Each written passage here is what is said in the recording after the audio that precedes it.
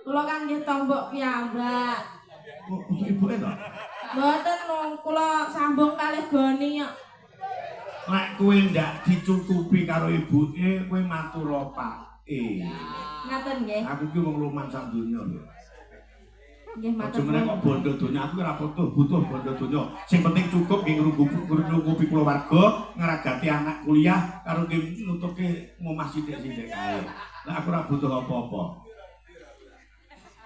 Wong ngene iki aku njejeg wayang ben-bengi iki aku ya ora butuh bayaran sing nampa ya wong wedok. Nek perkara aku dolan aku tak golek dhuwit dhewe nggih uang kenakalan ngono.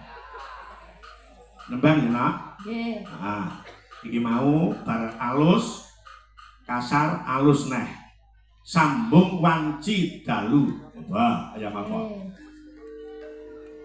Kowe iki sinden songo sing tak tresnani iki mung awak. Mila. Tenan biyen iki cara ngerti lek awak biyen iso dadi gedhe tak pilih mergo karem aku wong gedhi-gedhi ngono. Nggih, pengen tadah angin anu pinggir dhewe mriko. Iya, pisan kudu nek kita dangin ping pindho iki kena nggih kasur ngono. Nggih, menghemat nggih. Heeh, iya. Langsung mawon niki. Langsung bae, langsung bae. Sing gedhe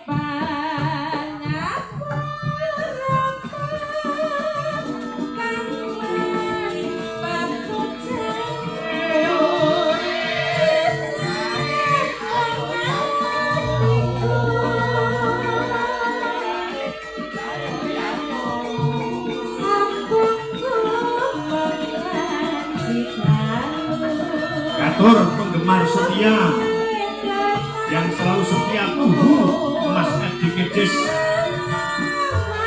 uga Mbak Ajeng Arifin